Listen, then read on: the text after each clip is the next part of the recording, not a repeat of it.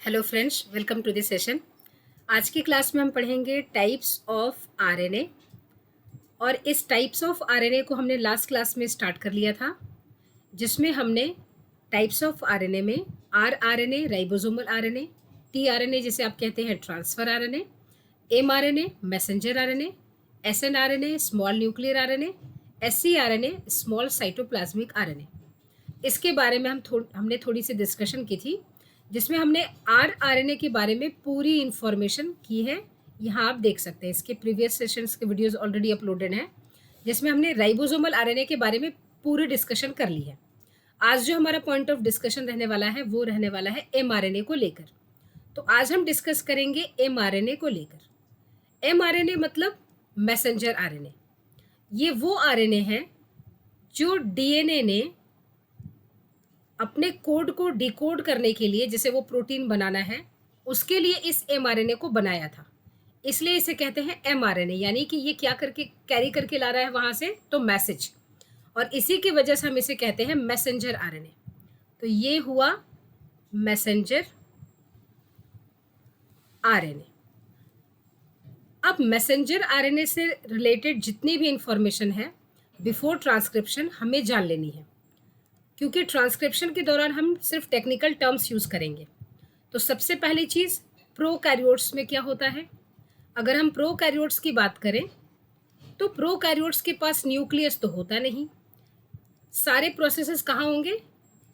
All processes takes place inside the cytoplasm. तो mRNA कहाँ बनेगा? एमआरएनए डायरेक्टली उनका बनता है साइटोप्लाज्म में, जबकि यूकैरियोटिक सेल में ये न्यूक्लियस में बनेगा। ये बहुत बड़ा डिफरेंस है, डायरेक्टली इन साइटोप्लाज्म। अब साइटोप्लाज्म में डायरेक्टली बनने के कारण इसमें एक और चीज़ होती है कि प्रोकैरियोट्स में एमआरएनए डायरेक्टली साइटोप्लाज्म में बनता है, और दूसरी चीज़ कि इसमें डायरेक्टली एमआरएनए ही बनेगा, एचएनआरएनए का फॉर्मेशन नहीं होता जो कि यूकैरियोट में बनता है। तो hnRNA is not formed in prokaryotes, mRNA is directly formed, और वो भी कहाँ बना? साइटोप्लाज्म में। अब ये एचएनआरएनए के नहीं बनने का रीज़न ये है कि प्रोकैरियोट्स में इंट्रॉन्स होते ही नहीं हैं। अब जब इंट्रॉन्स ही नहीं हैं तो एचएनआरएनए कैसे बनेगा? क्योंकि hnRNA consist of introns and exons both. अब आप कहेंगे इंट्रॉन्स क्या होता है और एक्सॉन्स क्या होता है? इंट्रॉन्स होते हैं नॉन कोडिंग रीजन, तो ये नॉन कोडिंग रीजन है, ये प्रोकैरियोट्स में नहीं होता। एक्सॉन्स होते हैं कोडिंग रीजन्स। एक्सॉन्स ये कोडिंग रीजन्स होते हैं। अच्छा, ये कोडिंग रीजन्स हैं। तो एक्चुअली जो एचएनआरएनए है इसमें इंट्रॉन्स एंड एक्सॉन्स दोनों बनते हैं। ये प्रोकैरियोट्स में चूंकि इंट्रॉन्स होते ही नहीं, इसलिए एचएनआरएनए का फॉर्मेशन नहीं होता। डायरेक्टली क्या होगा? डायरेक्टली डीएनए से एमआरएनए का फॉर्मेशन होगा। डायरेक्टली डीएनए से एमआरएनए का फॉर्मेशन होगा, पहली चीज। तो इसमें इसका मतलब ये हुआ कि इसमें पीटीएम नहीं होगा, मतलब post transcriptional modification is not required. भाई, पोस्ट ट्रांसक्रिप्शनल मॉडिफिकेशन की जरूरत पड़ी क्यों? इंट्रॉन्स को रिमूव करने के लिए। इंट्रॉन्स थे आपके नॉन कोडिंग रीजन्स, तो मैसेंजर आरएनए में हमें नॉन कोडिंग रीजन्स नहीं चाहिए। उनको रिमूव करने के लिए एक आफ्टर ट्रांसक्रिप्शन, इसीलिए इसका नाम है पोस्ट ट्रांसक्रिप्शनल मॉडिफिकेशन की जरूरत पड़ेगी। अब यहाँ पर चूंकि इंट्रॉन्स है नहीं तो एचएनआरएनए बनेंगे नहीं, तो पीटीएम की जरूरत ही नहीं है, यानी पोस्ट ट्रांसक्रिप्शन मॉडिफिकेशन की जरूरत ही नहीं है। और इसी पीटीएम को आप कहते हैं स्प्लाइसिंग, दूसरी भाषा में आप इसे ही कहते हैं स्प्लाइसिंग। तो ऑब्वियसली स्प्लाइसिंग की भी जरूरत नहीं है। अब सब कुछ हो रहा है इनके साइटोप्लाज्म में, क्योंकि न्यूक्लियस तो है ही नहीं। अब every process is taking place inside the cytoplasm. तो होता क्या है कि डायरेक्टली जैसे ही एमआरएनए का फॉर्मेशन होता जाएगा, अभी ये हिस्सा डीएनए का है ही, है ना, ये डबल स्ट्रैंडेड डीएनए है। मान लीजिए यहाँ से लेकर और इसके इस पार्ट तक एमआरएनए का सिंथेसिस होना है, इतने पार्ट के एमआरएनए बन गए, अभी इतना बाकी ही है। तभी बहुत सारे राइबोसोम्स आकर इस सिंगल एमआरएनए पर लग जाएंगे और साथ के साथ इसकी ट्रांसलेशन यानी कि प्रोटीन सिंथेसिस भी शुरू करवा देंगे। इसीलिए हम प्रोकैरियोट्स में कहते हैं कि transcription and translation both takes place simultaneously, एक ही साथ होता है। अभी देख रहे हैं, अभी इतने हिस्से का अभी ट्रांसक्रिप्शन होना बाकी है, ये आरएनए एमआरएनए बनना बाकी है, लेकिन तभी जितना हिस्सा बन चुका है, जितने पार्ट्स एमआरएनए के बन चुके हैं, उतने पर ही बहुत सारे राइबोसोम्स ने लगकर प्रोटीन सिंथेसिस की पूरी प्रोसेस भी शुरू कर दी। अब ध्यान से सुने हमारी पूरी बात कि आखिर ऐसा हुआ क्यों। सबसे पहली चीज, और इसी स्ट्रक्चर को आप कहते हैं पॉलीराइबोसोम या polysome condition. Very important for your NEET examination. Polysome या पॉलीराइबोसोम, पॉलीराइबोसोम। अब पॉलीराइबोसोम पूछेगा आपसे तो ये बताना है single mRNA on single mRNA many ribosomes are attached. Polysomes या पॉलीराइबोसोम्स, जनरली ये पॉलीजोम्स देकर आपसे पूछते हैं, क्योंकि पॉलीराइबोसोम तो आप इजीली कैच कर लोगे। तो वन एमआरएनए पर बहुत सारे राइबोसोम्स लग जाए, उस कंडीशन को कहते हैं। कहाँ बनेगा ये? प्रोकैरियोट्स में बनेगा। क्यों बनेगा? क्योंकि प्रोकैरियोट्स में mRNA is form directly in the cytoplasm. क्यों? क्योंकि उनके पास न्यूक्लियस नहीं होता। अच्छा, पहली चीज, क्यों एमआरएनए डायरेक्टली बनता है, एचएनआरएनए क्यों नहीं बनता? एचएनआरएनए इसलिए नहीं बनता क्योंकि उनमें इंट्रॉन्स नहीं होते। प्रोकैरियोट्स में इंट्रॉन्स, जो नॉन कोडिंग एरियाज हैं, नॉन कोडिंग सीक्वेंसेस है, वो होते ही नहीं। जब नहीं होते तो डायरेक्टली एमआरएनए बनेगा। डायरेक्टली एमआरएनए बनेगा तो प्रोकैरियोट्स में जो एमआरएनए है वो क्या है कि ये बहुत ज़्यादा अनस्टेबल होता है। प्रोकैरियोट्स में जो एमआरएनए है, एमआरएनए यहाँ में लिखा भी है, is very unstable, very unstable. ठीक है, तो अब इस पर जैसे ये एमआरएनए की सिंथेसिस शुरू होगी, बहुत सारे राइबोसोम्स इसके ऊपर लगकर साथ के साथ प्रोटीन सिंथेसिस शुरू करवा देंगे, यानी कि transcription and translation takes place simultaneously. अब ये तो रहा बहुत ही आसान सा प्रोकैरियोटिक का। अब हम बात करेंगे यूकैरियोट्स में क्या होता है। तो यहाँ पर हमने टाइप्स ऑफ आरएनए में, हमने लास्ट क्लास में राइबोसोमल आरएनए के बारे में इंफॉर्मेशन पूरी डिस्कस कर ली है। आज का क्लास हमारा होने वाला है एमआरएनए को लेकर। ठीक है, तो एमआरएनए अब प्रोकैरियोट्स में हमने देख लिया। अब हम देखते हैं कि एमआरएनए की क्या हालचाल है यूकैरियोट्स में, यानी कि इन यूकैरियोट्स। ठीक है, यूकैरियोट्स में क्या होगा? अब यूकैरियोट्स में तो हमारे पास एक अच्छा खासा न्यूक्लियस है। ये रहा, मान लीजिए, यूकैरियोटिक का सेल, और ये रहा इसका न्यूक्लियस। चूंकि ये सारी प्रोसेस न्यूक्लियस के अंदर चल रही है, तो हमने बहुत बड़ा सा जानबूझकर न्यूक्लियस बना लिया। ये रहा वो न्यूक्लियस मेम्ब्रेन, है ना। चलिए, तो ये न्यूक्लियस मेम्ब्रेन है, और आप वीडियोस देखते हैं। अगर आपको वीडियोस अच्छी लगती हैं तो प्लीज़ कमेंट में बताया करें, लाइक करें कि आपको वीडियोस कैसे लगते हैं। आपको क्लासेस कुछ अगर एक्स्ट्रा चाहिए, किसी दूसरे टॉपिक पर चाहिए, हाल फिलहाल में अगर आपका कोई पेपर हो, किसी एग्ज़ाम की तैयारी आप कर रहे हो, तो उसको आप कमेंट सेक्शन में ज़रूर डालें ना। अब बात करते हैं, ये रहा न्यूक्लियस। अब न्यूक्लियस में है डीएनए। ठीक है, ये है डीएनए, और डीएनए से आपको बनेगा भाई आरएनए पॉलीमरेज 2 आएगा, और यहाँ पर क्या बनाएगा? ये बना दिया इसने। जो पहला आरएनए बनेगा उसको आप कहते हैं एचएनआरएनए, एचएनआरएनए। ठीक है, हम याद करें, हम एमआरएनए पढ़ रहे हैं, ना कि हम ट्रांसक्रिप्शन पढ़ रहे हैं।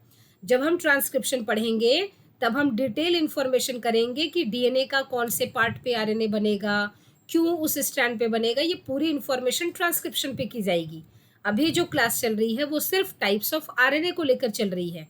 ट्रांसक्रिप्शन हम सेपरेट क्लास लेंगे। ठीक है, when we are going to complete our entire types of RNA, जब पूरी टाइप्स ऑफ आरएनए कर लेंगे तब डिस्कस करेंगे ट्रांसक्रिप्शन का प्रोसेस। नाउ यहाँ पर जो एंजाइम आएगा उसका नाम है, यहाँ पर आरएनए पॉलीमरेज 2। ये क्वेश्चन पूछा गया था, आरएनए पॉलीमरेज 2। तो RNA polymerase 2 is involved in hnRNA formation. बहुत बढ़िया, अब हम आगे चलते हैं। अब ये जब एचएनआरएनए बना तो हमें पता है कि एचएनआरएनए हमने इसलिए बोला क्योंकि एचएनआरएनए में इंट्रॉन्स एंड एक्सॉन्स बोथ होते हैं। इंट्रॉन्स भी होते हैं और एक्सॉन्स भी होते हैं। एक्सॉन्स हमें चाहिए, ये होते हैं कोडिंग पार्ट, और इंट्रॉन्स हमें नहीं चाहिए, ये होते हैं non coding part. But evolution के दौरान ये चलता आ रहा है। ठीक, अच्छा, अब इस एचएनआरएनए की हमें क्या करवानी पड़ेगी?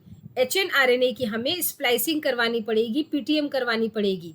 तो यहाँ पर हम कहेंगे कि यहाँ पर post transcriptional modification, post transcriptional modification जब हो जाएगा तब ये HNRNA से क्या बनेंगे, अब बनेगा mRNA, सॉरी mRNA।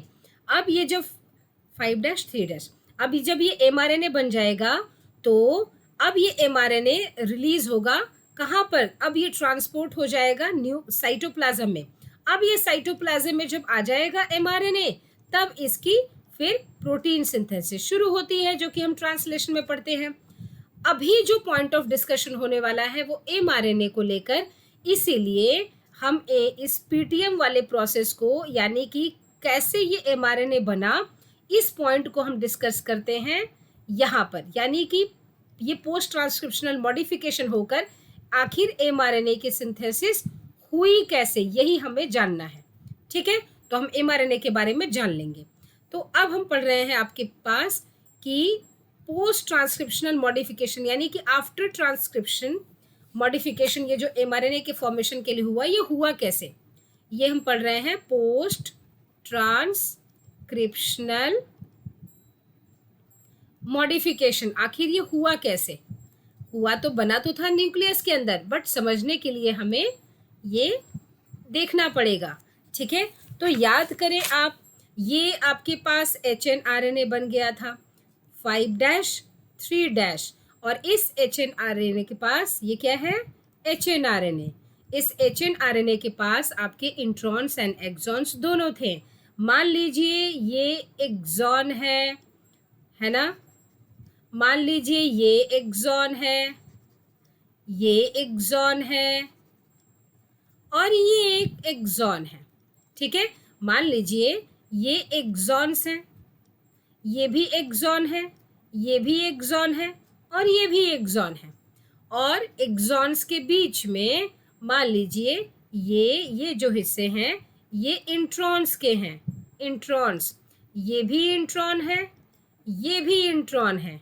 ठीक है, आपको इंट्रॉन्स नहीं चाहिए क्योंकि ये नॉन कोडिंग पार्ट्स होते हैं, दे आर नॉन कोडिंग, इसलिए हमें ये नहीं चाहिए। एक्सॉन्स हमें चाहिए क्योंकि एक्सॉन्स होते हैं कोडिंग सीक्वेंसेस, कोडिंग पार्ट, जिनका एमाइनो एसिड बनेगा। अब बात आती है कि आखिर ये हटेंगे कैसे, तो अब हटने के लिए इन्हीं का प्रोसेस हम पढ़ने जा रहे हैं। ये 3 स्टेप अब आप इसके पढ़ोगे, यानी कि पोस्ट ट्रांसक्रिप्शनल में आपको 3 स्टेप्स पढ़ने हैं, 3 स्टेप्स पढ़ने हैं। कौन कौन से, एक स्टेप आप पढ़ोगे कैपिंग, ठीक है, एक तो कैपिंग एक पढ़ोगे, ठीक, दूसरा स्टेप आप पढ़ोगे टेलिंग, टेलिंग, और थर्ड स्टेप आप पढ़ते हो, थर्ड स्टेप आप पढ़ेंगे स्प्लाइसिंग, स्प्लाइसिंग। ये तीनों जब हो जाएगा तब mRNA बन जाएगा, तब mRNA बन जाएगा। ठीक है, तो आखिर ये टेलिंग कैपिंग ये होती क्या है, क्या हुआ है इसमें, तो सबसे पहली चीज़ आपको बताया कि कैपिंग, कैपिंग होगी, और सारी ये चीज़ें mRNA के लिए स्टेबिलिटी प्रोवाइड करने के लिए हैं, ताकि वो सेफली न्यूक्लियर पोर के बाहर साइटोप्लाज्म में जा सके। तो कैपिंग के लिए हम क्या करते हैं, capping is done with the help of, यहाँ होती है एडिशन, किसकी एडिशन, एडिशन ऑफ, यहाँ पर हम करेंगे 7 methyl guanosine, guanosine triphosphate, triphosphate. आपको ये याद रखना है कि इसके हेल्प से कैपिंग की जाती है। उसके बाद सेकेंड स्टेप है टेलिंग की, ठीक, टेलिंग की, और बहुत इंपॉर्टेंट चीज़, कैपिंग किस एंड पे होती है, किस एंड पे, एट 5' एंड, 5' पर कैपिंग होगी, और टेलिंग कहाँ होगी, टेलिंग होगी 3rd' एंड पे, यहाँ पर होगी टेलिंग। ठीक है, टेलिंग में क्या किया जाएगा, तो टेलिंग में इसके पास अबाउट 200 से 200 से 300 लंबी, long, poly A tail, long, poly A tail बोला जाता है। बहुत सारे ए रहेंगे, ठीक है। Poly A tail, poly A tail कभी कभी आपको एग्जाम में पॉली ए मतलब एडिनाइलेटेड टेल, एडेनिन रहेंगे, ठीक है। इसी को बोला जाता है पॉली ए टेल आप कहे या पॉली एडिनाइलेटेड टेल बोले, एडिनाइलेट टेल कहे। कहाँ पर टेलिंग हुई? तो टेलिंग होगी थर्ड डैश एंड पे, एट थर्ड डैश एंड। तो अब आपने देखा कि यहाँ पर आपके mRNA थे, HNRNA था 5 डैश, थर्ड डैश, बीच में ये एक्सॉन्स वाले हिस्से तो थे ही, है ना, ये एक्सॉन्स तो थे ही। और आपने क्या किया, 5 डैश एंड पर यहाँ पर आपने क्या कर दिया, कैपिंग करवा दी, यहाँ पर कैपिंग करवा दी, इधर हो गई इसकी कैप, और यहाँ पर पॉली ए टेल लगा दिया। बहुत सारे क्या किया, पॉली ए टेल लगा दिया। तो इधर आपने पॉली ए टेल लगा दिया, यानी कि इधर आपने टेलिंग कर दी, है ना, पॉली ए टेल लग गए यहाँ पर थर्ड डैश में, ठीक। अब क्या करना है, अब है इंट्रॉन्स का रिमूवल। इंट्रॉन्स यहाँ से हटे और लाइगेट हो एक्सॉन्स जो हमें चाहिए। तो अब रहा थर्ड स्टेप, कैपिंग हो गई, टेलिंग हो गई, अब होगा थर्ड स्टेप। थर्ड स्टेप है स्प्लाइसिंग की। तो स्प्लाइसिंग में क्या होगा कि इंट्रॉन्स आर रिमूव्ड। अगर आपसे एग्जाम में भी पूछे तो यहाँ है इंट्रॉन्स आर रिमूव्ड, क्योंकि वो हमें चाहिए ही नहीं, क्योंकि वैसे भी वो नॉन कोडिंग्स थे। Introns are removed and exons, only exons लिखे तो ज़्यादा अच्छा होगा, only exons are joint together, joint together. और इसी ज्वाइंट टुगेदर को दूसरी भाषा में, बायोलॉजी की भाषा में हम कह सकते हैं लाइगेटेड, लाइगेशन। लाइगेज एक एंजाइम है, वो ग्लू की तरह काम करता है, चिपकाने का काम करता है, ठीक है। तो यहाँ पर बहुत इम्पोर्टेंटली ये जानना है। और एक नोट पॉइंट के तौर पे लिख दीजिए स्प्लाइसिंग के बारे में। नोट पॉइंट में यहाँ से नीट में क्वेश्चंस पूछते हैं, splicing is done by, is done, कौन करता है इसे? स्प्लाइसिंग इज डन बाय एक कैटलिस्ट, आरएनए प्लस प्रोटीन, ये कैटलिस्ट की तरह काम करते हैं, ठीक है। तो आई थिंक आपको समझ में आ रहा होगा कौन से हैं ये। तो इनका नाम है SNURPS, स्नड्रप्स। अब स्नड्रप्स जो है ये एक कैटलिस्ट की तरह काम करेगा, एक तरह का ये राइबोजाइम है। राइबोजाइम एक्ट्स एज कैटलिस्ट, ये नीट के लिए, ठीक है। चलिए अब चलते हैं कि जब ये स्प्लाइसिंग होगी तो कुछ ऐसा बनेगा। ये था आपका HNRNA 5 dash, third dash, HNRNA, और आपने इस पे कैपिंग एंड टेलिंग कर दी थी।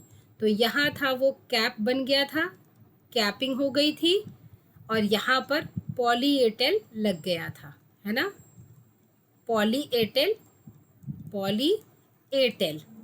तो ये थर्ड डैश में लग गया था। और यहाँ बीच बीच में क्या थे, यहाँ था एक्सॉन, एक्सॉन, एक्सॉन और एक्सॉन, ठीक है। मान लीजिए E1 है, ये E2 हो गया, ये थर्ड एक्सॉन है, और ये फोर्थ एक्सॉन है, मान लीजिए 4 एक्सॉन्स है। और यहाँ पर आपके पास क्या है, इंट्रॉन्स, इंट्रॉन 1, इंट्रॉन 2, इंट्रॉन्स 3। अब इनको क्या करना है, रिमूव करना है, ठीक है।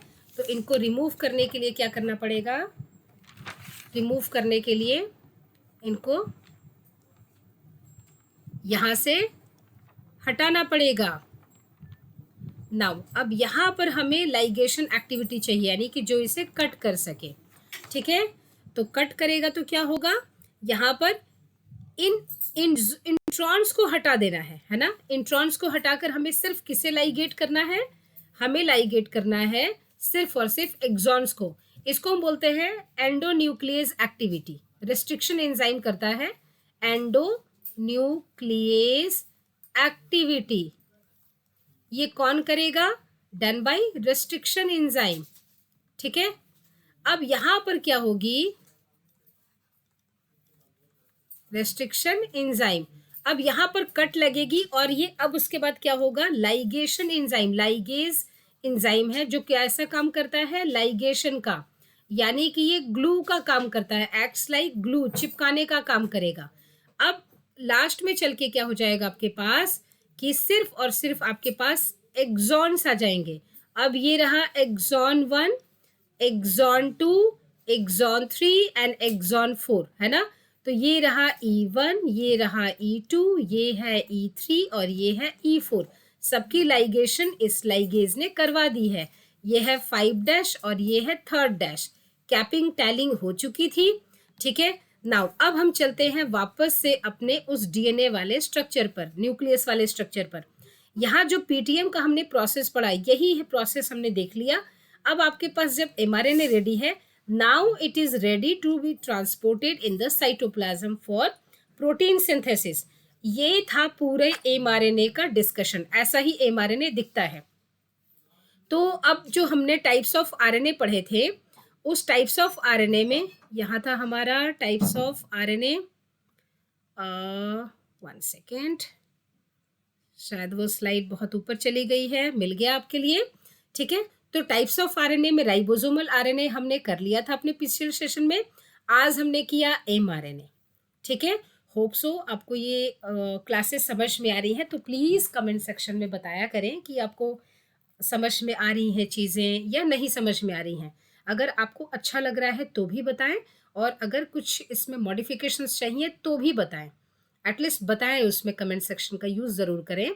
और अब आपसे मिलेंगे अपने नेक्स्ट क्लास में, और उस क्लास में हम डिस्कस करेंगे अबाउट टीआरएनए, क्योंकि इन दोनों आरएनए के एसएनआरएनए एंड एससीआरएनए, इनके बारे में डिस्कशंस स्पेशल करने की ज़रूरत नहीं है, ये आपके सिलेबस में भी नहीं है। नाम जानना ज़रूरी है क्योंकि एनसीईआरटी ने इनका बस नाम यूज़ किया है।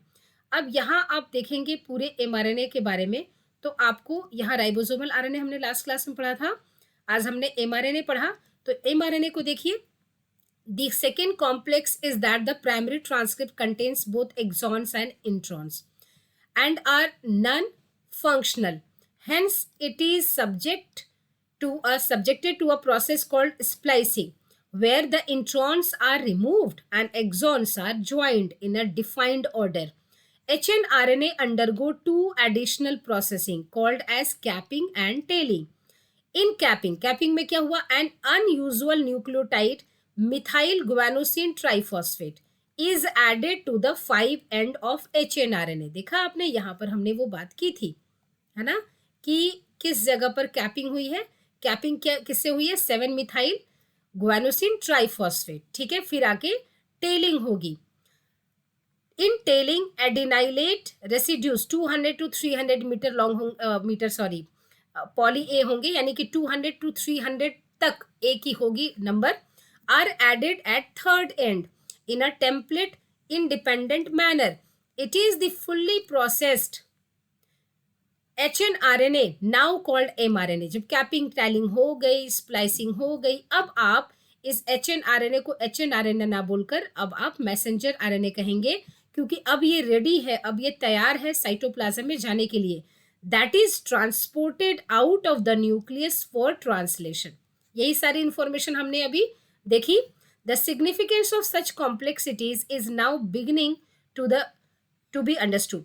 The split genes arrangement represent probably an ancient feature of the genome। ये हम डिस्कस करेंगे अपने नेक्स्ट क्लास में। जब हम पूरे आरएनए पढ़ लेंगे तब हमें इसे पढ़ पाएंगे कि एक्चुअली इसने सुपीरियरिटी दिखाई है आरएनए वर्ल्ड की। तो आपने अभी सिर्फ 2 आरएनए पढ़े हैं, आरएनए पढ़ा है और एमआरएनए पढ़ा है। हम नेक्स्ट क्लास में करेंगे टीआरएनए। जब टीआरएनए हो जाएंगे तब आप इस आरएनए वर्ल्ड को बहुत ही अच्छे से समझ पाएंगे। होप सो आपको ये चीज़ें समझ में आ रही हैं। फिर मिलेंगे आपसे नेक्स्ट क्लास में, तब तक take care and bye bye.